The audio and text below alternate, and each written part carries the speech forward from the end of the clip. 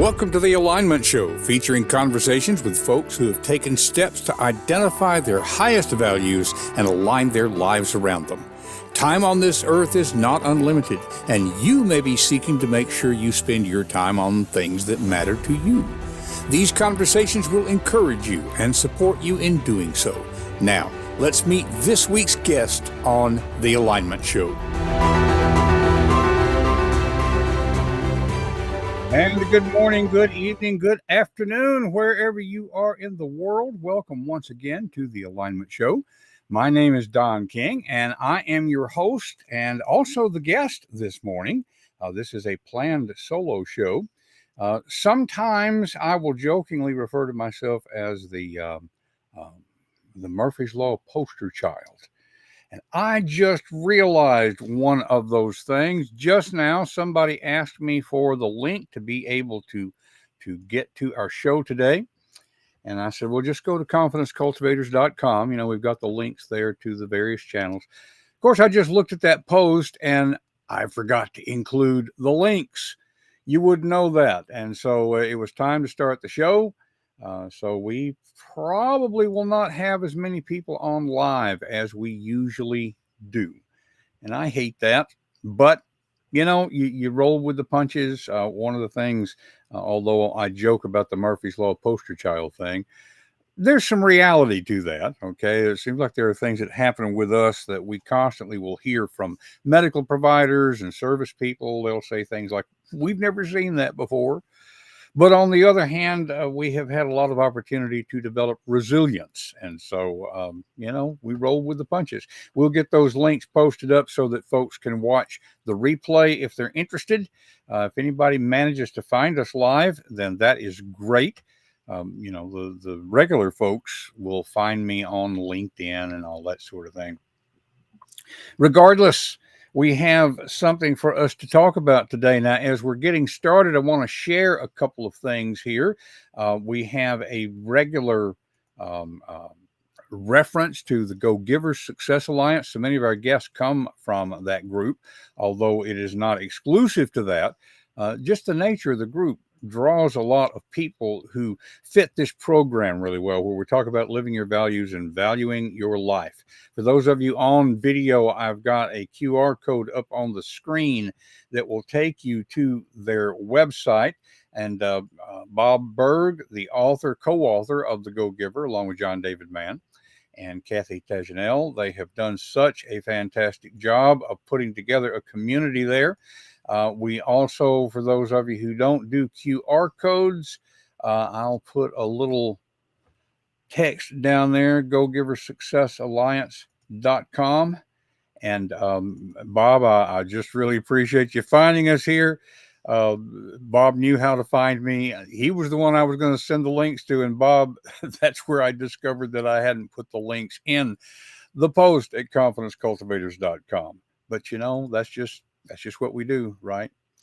And so Bob is one of the primary folks there for the Go Giver Success Alliance. In fact, Bob is going to be involved in another activity coming up. We've had Jeff West, co-authors of Streetwise to Saleswise. And they've got an event coming up that I wanted to tell you about. Let's see. Yep, I've got the link here. Don't have a QR code, but saleswiselive.com. They are going to be doing an event in Florida, and I've got it up here. Yep, I can share the screen here. This looks like it's going to be a fantastic event. Bob and Jeff, along with Kim Angeli. I always like to emphasize that what they talk about is service. You know, this is not sales in the stereotypical way. This is about serving people, the whole idea behind the Go Giver philosophy. And Jeff has an approach that he calls fusion points that is just really fantastic, scientifically based. Anybody who is in business for themselves, anybody who makes a living in sales, this is going to be a worthwhile investment. So wanted to be sure and tell you about that. So that'll be coming up. I'm not talking about my own books right now because, after all, we're going to be kind of talking about that the whole time that we are on here. And Kathy is on here with us also. Thank you guys for finding us, even though I didn't get those links out there. Oh my goodness.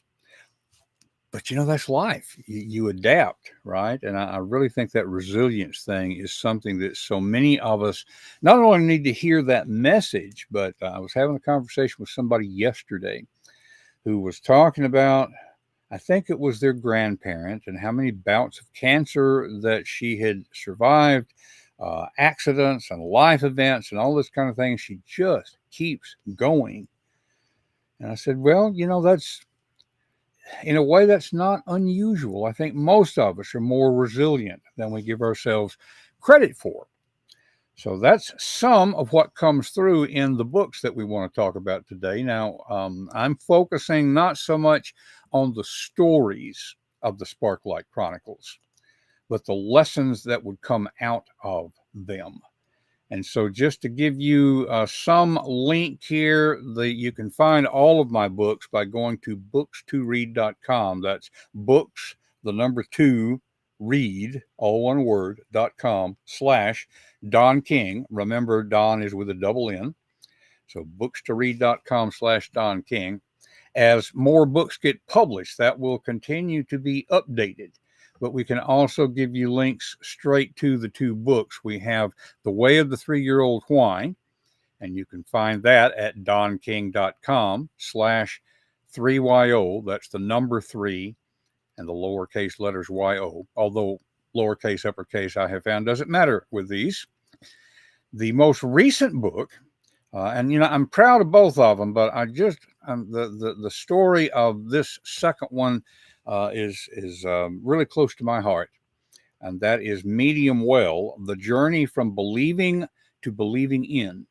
And you can find more about that at donking.com/Medium Well. And so there are lessons in both of these books. I'm going to talk about the lessons primarily, although I do want to mention a little bit about the process. Both of these books are business parables. And we've mentioned Bob Berg, we've mentioned Jeff West, John David Mann, the books that they wrote that are business parables, like The Go-Giver, like Streetwise to Saleswise, like said the Lady with the Blue Hair. All of these are books that use fiction, that is, use storytelling in order to teach lessons.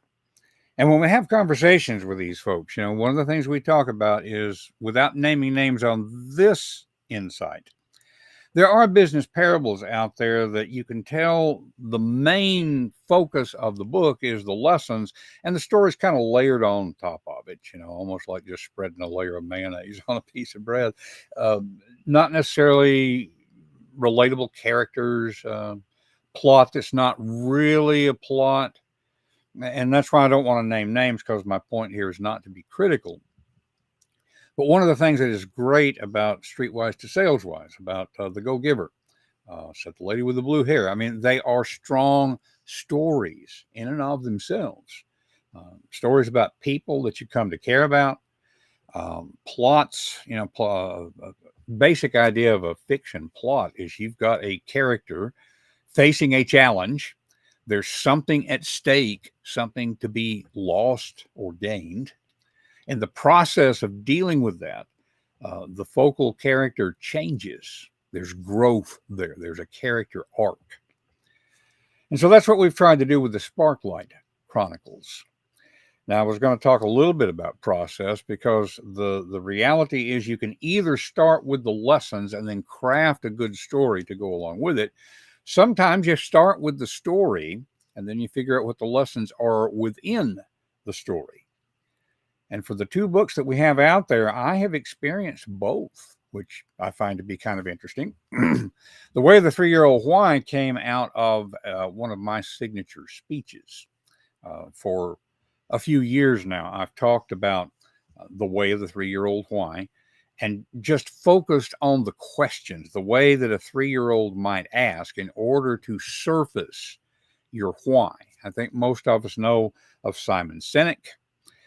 We know his basic idea of figuring out your why before you figure out your what and your how. Very important insight there. There's even a management process that's called the 5 whys, comes to us from Japan.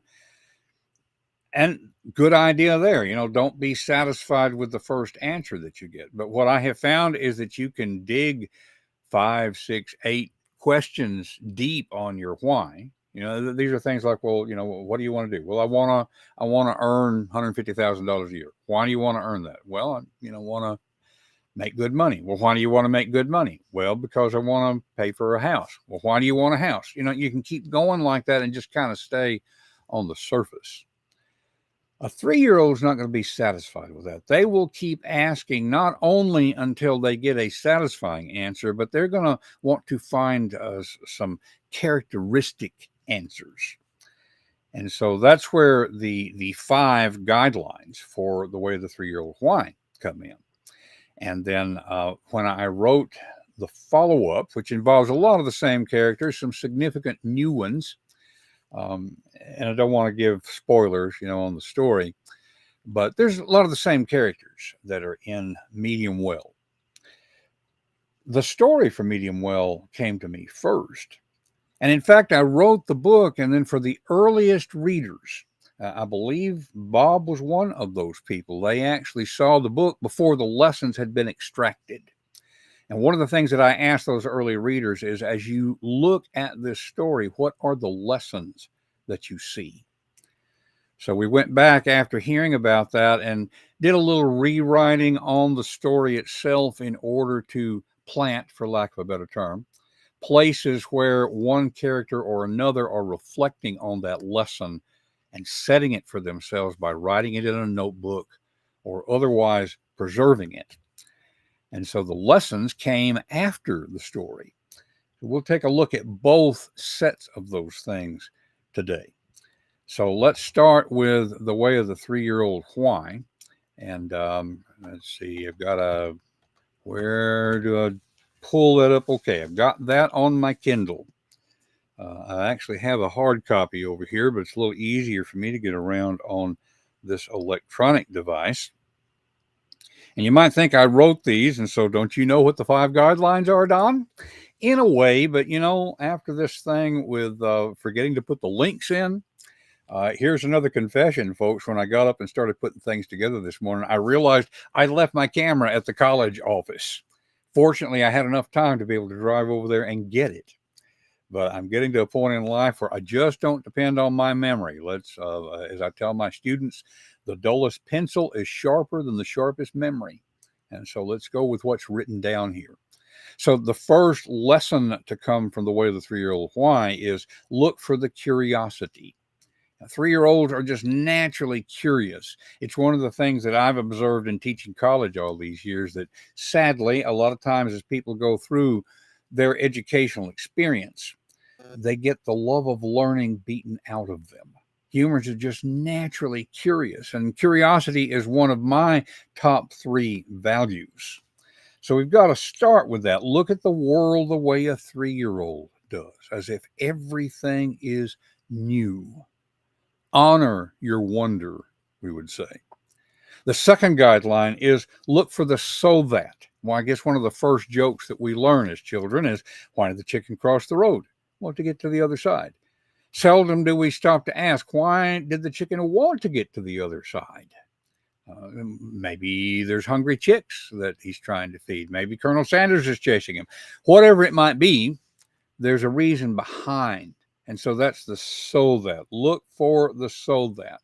The 3-year-old still wants to know why. And they keep asking why. So that's part of what's going on here. The third guideline is look for the emotion. At the root of the word emotion is the word motion. Emotion is that which moves us. We will not take action until we are moved to action, and we will not be moved until our emotions are stirred. Jeff West does a fantastic job of bringing logic and emotion together as he talks about fusion points. And so that's one of those things that I think you would want to dig into a little deeper. A 3-year-old in particular mainly responds to emotion, as we all do.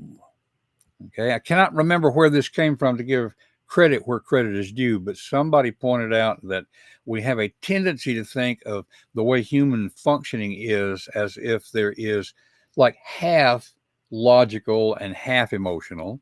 A lot of us like to think that we're 80% logical, but the reality is most of us are more like somebody who is trying to steer an elephant. You've seen videos, maybe even experienced directly somebody who is riding an elephant, and it seems like the little guy up on top is in charge.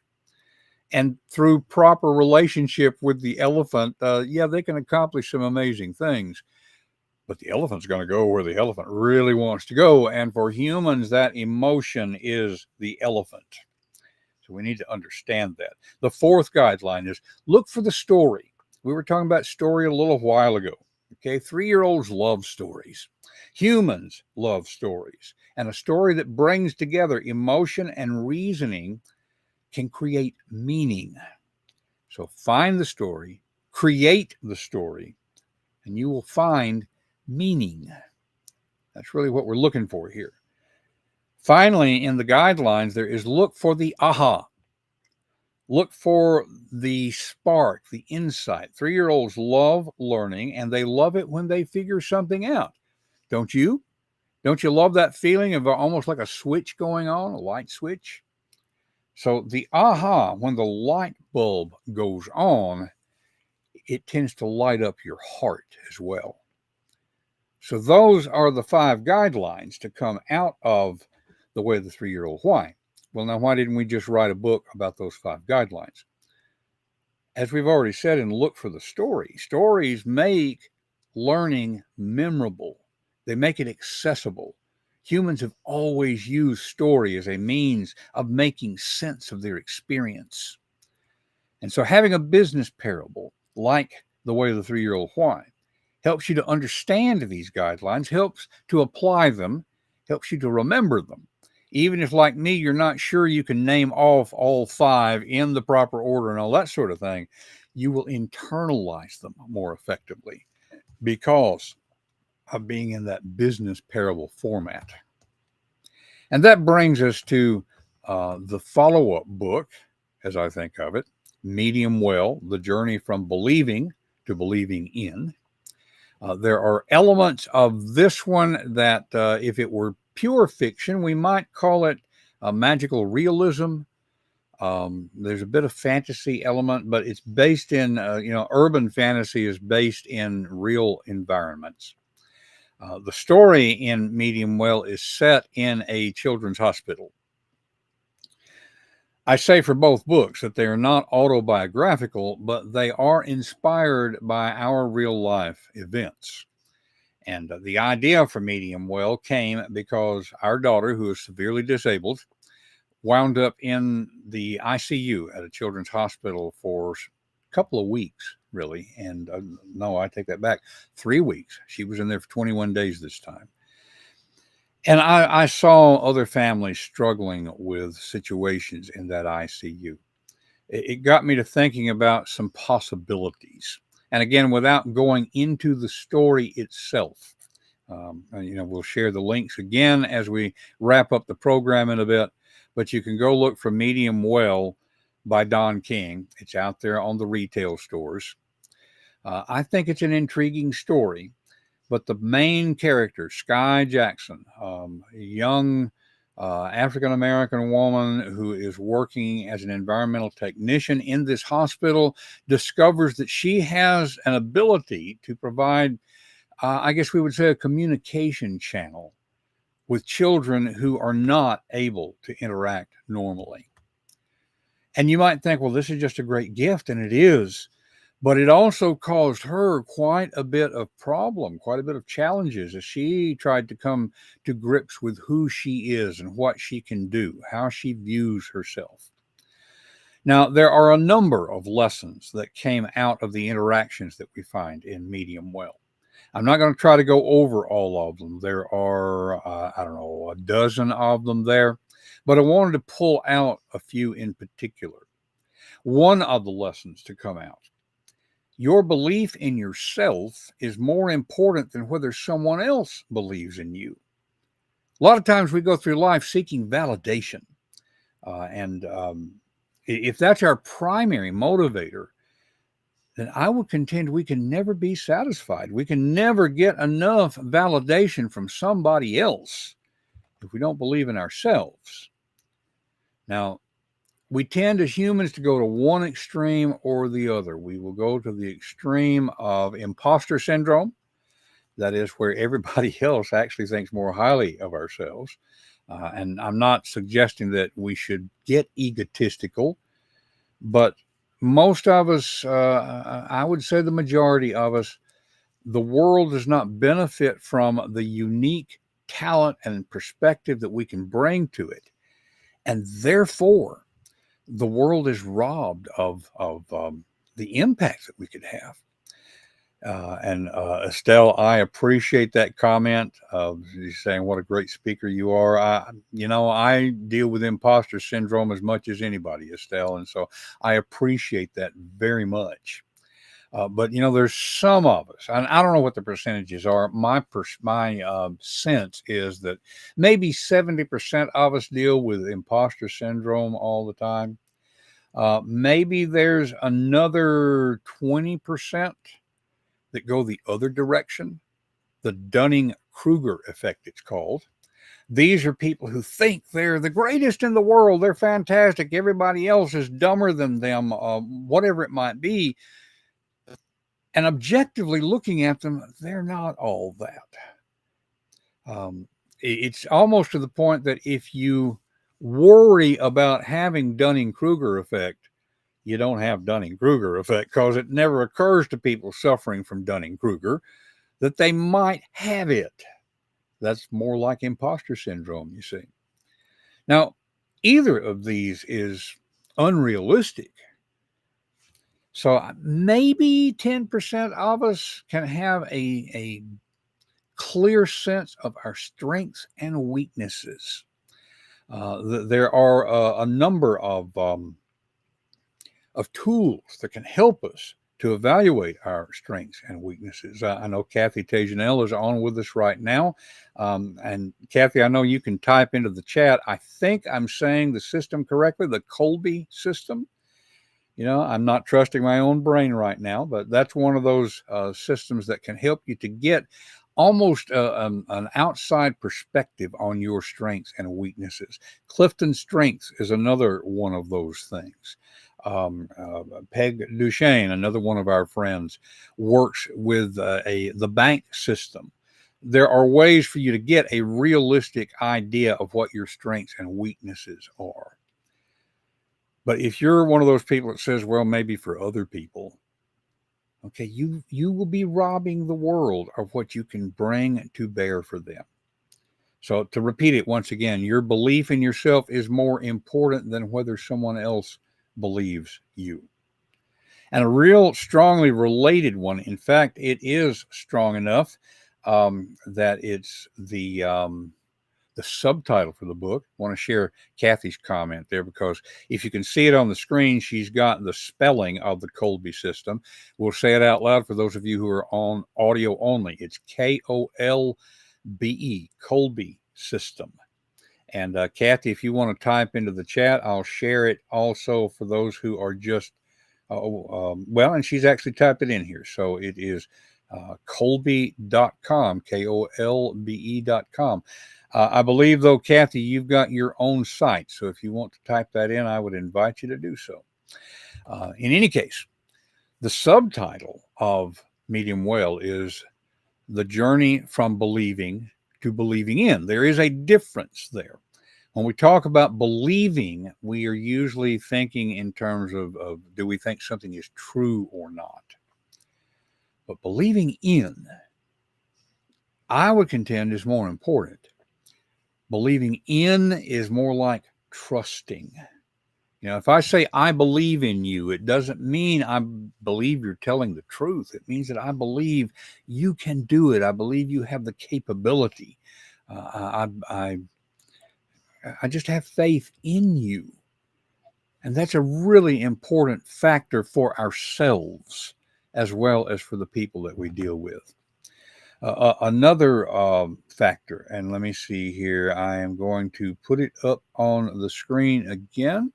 https://kolbe.com. That's the Kolbe system that Kathy is such an expert in.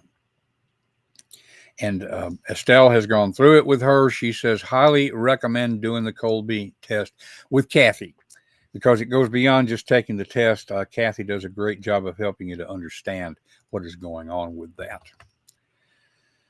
Another lesson from Medium Well. There is a scene in which Sky Jackson's mother gives her an object. I'm trying to think what you would call it, a figurine of a unicorn. It's one of those things that has symbolic significance. In fact, there's a unicorn on the cover of the book. Come to think of it, I don't believe I have showed you the cover yet, have I? So let's see. Here is Medium Well, the cover. And those of you who are on with us in video, you can probably see that. I'm going to enlarge it a little bit. Okay, I really love that unicorn and the symbolism of it. So there's a statement in there. I think Sky writes it down. A unicorn doesn't try to be different. There's a lot of us that, you know, we try to be different. And in the process of being different, we can simply conform to a different standard. A unicorn doesn't try to be different. It simply is what it is. That's true for you too. You are a unicorn of sorts. You don't have to try to be different. You are different. You are unique. You have unique experiences, a unique way of looking at the world. And therefore, you have something of value to bring to the world that only you can bring. In this age of artificial intelligence, and I'm generally pro tech. Now, that doesn't mean I'm enamored of tech. Okay, I want to be in charge of it, not have it in charge of me. But at the same time, I'm generally tech positive. Okay, but in an age of AI, as Joanna Penn says, it's important for us to double down on being human. This is the way to bring unique value to the world. A fourth lesson. The things you say when you think nobody is listening could be some of your most powerful words because they affect you, they influence you and your thinking. And when you affect your thinking, then you affect your action. When you affect your action, you affect the world. Now, that's not all of the lessons from Medium Well, but I think those are some significant ones, something that we can all take with us into our everyday life. I hope that you will check out the books. As we mentioned a little bit earlier, you can get a hold of those easily. You can get Medium Well by going to donking.com/Medium Well. You don't have to buy from there. You can just, read about it, see whether it seems to resonate or not. As a matter of fact, if I can find it easily here, you can get the first chapter of that, the opening scene, by going to donking.com/Medium Well first. That's sort of like, cheese sampling. You go to the grocery store and try a little piece of cheese before you buy the whole block. Might not be a bad idea. It's not for everybody. No book is, no approach is, but still, I hope that there is value here for you, that you will find it to be useful. I appreciate having the opportunity to talk with you this morning extensively about the ideas in the Sparklight Chronicles.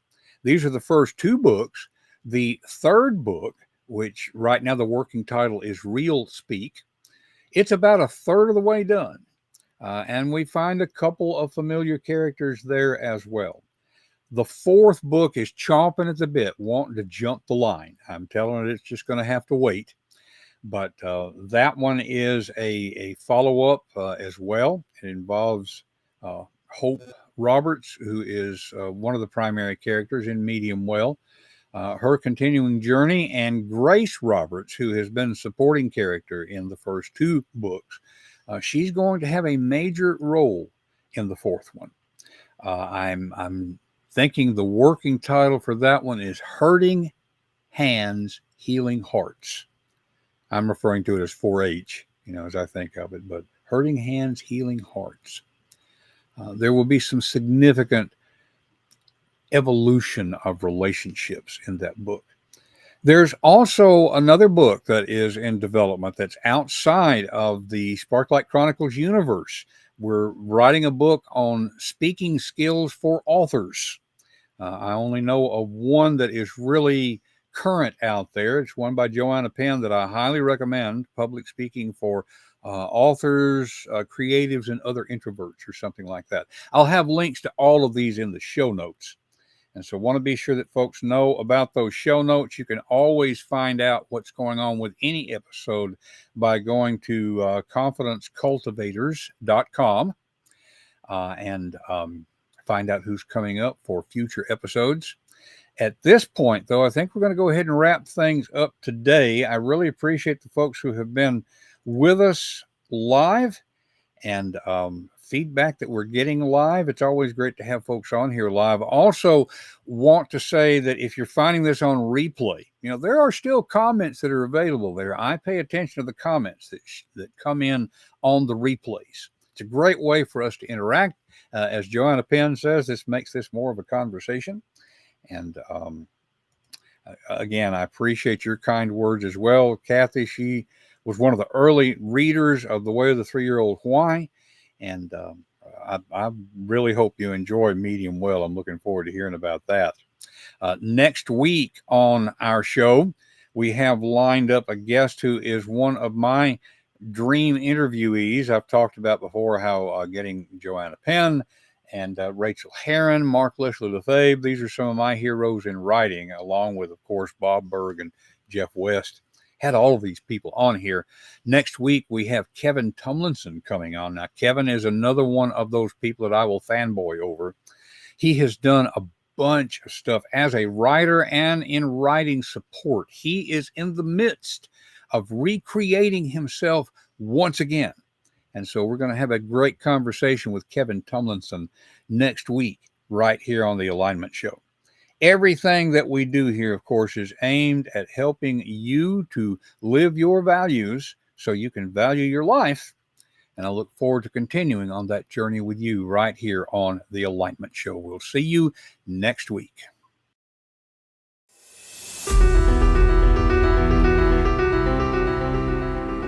That's it for this week's episode of the Alignment Show. What has it inspired you to do in your own life? Whatever it is, take action now and take the first step. It will help you to talk with a friend about what you're thinking. Share confidencecultivators.com to spread the goodness. And remember to live your values and value your life. We will see you next week on The Alignment Show.